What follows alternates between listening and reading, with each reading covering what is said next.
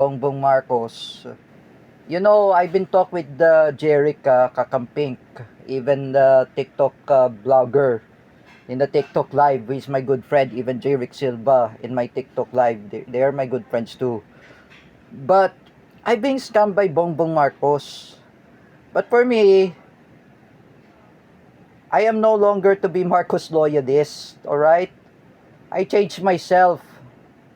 Like Tanggol, look at Tanggol. Oh, you remember Tanggol? I mentioned by Coco Martin, Tanggol. He already changed himself. Because I don't like Bongbong Marcos. I'm a victim of Bongbong Marcos. Look at Kuya Rodelio Daguman. He's a victim of Ferdinand Marcos Sr. when he was a kid.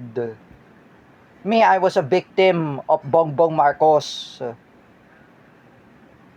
I don't like Marcos. I don't vote Marcos.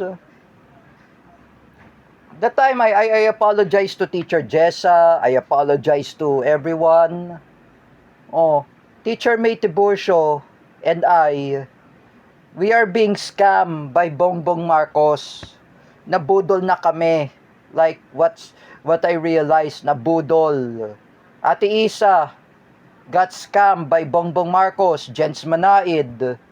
Oh, Jens, he got scammed by Bongbong Marcos because his parents did not vote Bongbong Marcos.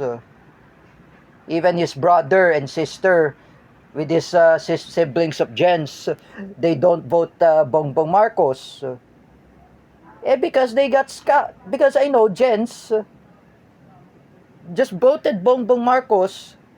He got scammed. And the sisters of Jens, they did not vote Bongbong Marcos. Oh, enough about Marcos. I'm not Marcos loyalist.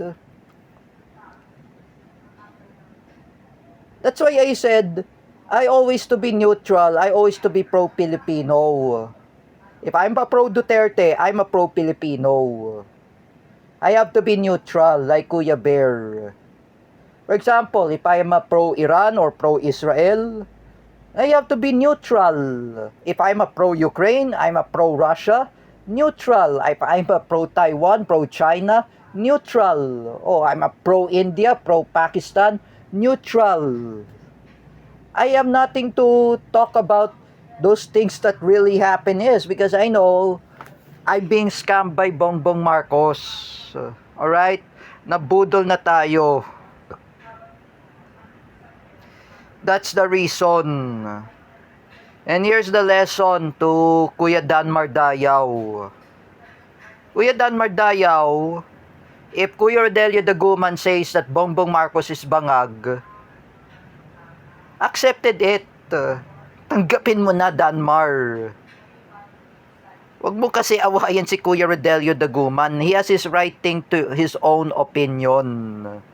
He has his own opinion. You have to respect his opinion.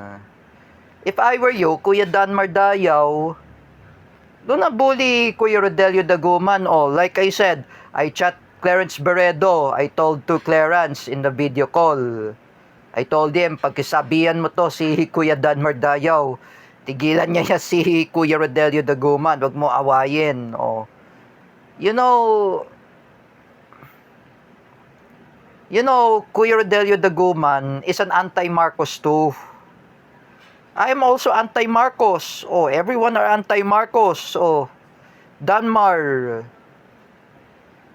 would you ever to fight everyone? If you fight Teacher May, if you fight Roylan Marlang, if they are anti-Marcos, even Teacher May Tiburcio, if she's also anti-Marcos, you know, folks, one of Jeric Silva's bandmates, he got scammed also by Bongbong Marcos. Oh, they got scammed. If I say again to Dan Mardayaw and Sangkay Janjan, Sangkay Janjan and Dan Mardayaw, both of you, please just stop harassing Kuya Rodelio Daguman. Look at Cedric Mariano. Oh, when I told by Jeric Silva, Si Cedric, nabudol din siya ni Bongbong Marcos. Oh, he got scam. Oh, and then you want to make a fake account to ruin Cedric Mariano. And using the fake account of Kuya Rodelio Daguman to ruin Cedric. It is not really good. If I were say to both of you, Danmar and Sangkay, Janjan and Danmar Dayaw, both of you, me and J. Rick Silva, we are very angry at both of you. If I say to both of you, tigilan ninyo si Kuya Rodelio Daguman. Oh, everyone are anti-Marcos. Like me, you know, my dad says to me, oh, Bongbong Marcos, bangag. Oh, Kuya Rodelio Daguman says, oh, Bongbong Marcos, bangag. Oh, even me, I said that, Bongbong Marcos, bangag. Oh, even Ate Isa, bangag nga si Bongbong Marcos. Oh, he's a spoiled brat. Even Nanay Net says, bangag na ka po si Bongbong Marcos. Oh, you know that. Even my other Duterte supporters and TikTok followers, they say Bongbong Marcos bangag. Oh, the Duterte supporters are saying, oh, Bongbong Marcos bangag.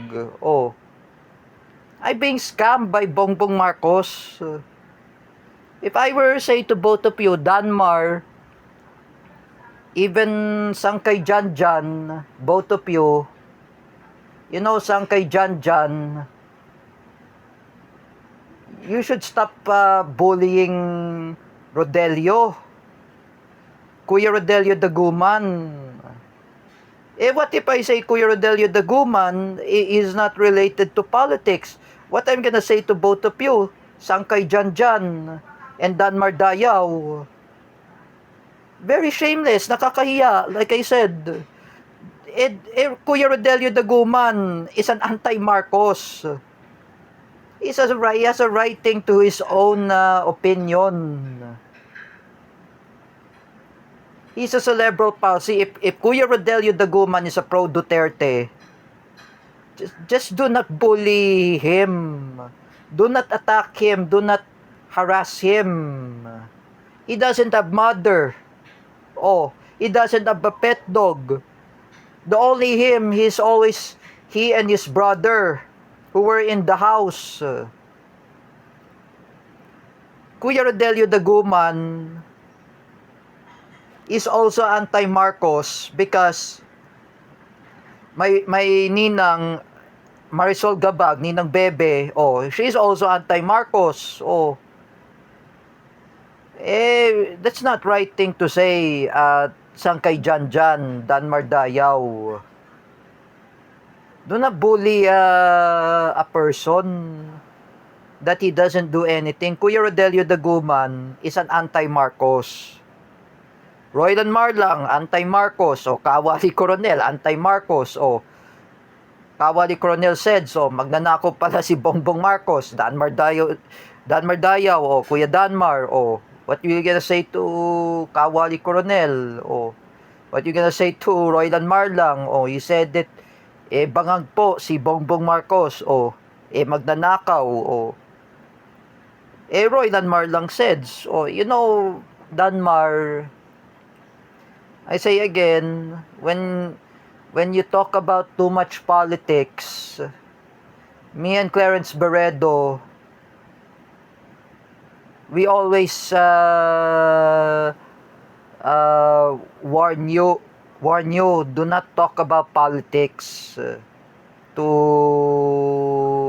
Kuya Rodelio Daguman. Because Rodelio is a cerebral palsy. I've been friends with Kuya Rodelio Daguman. Oh, I said he's a good artist. Oh, he's a good of arts of singing. He's just like Sir William Ducot and Sam Eranjo, Kuya Sam. They are great. He is a great talented. He's a talented person. Very great singer. Oh, great artist. If I say again, if you bully Rodelio, it will be affected. Like me,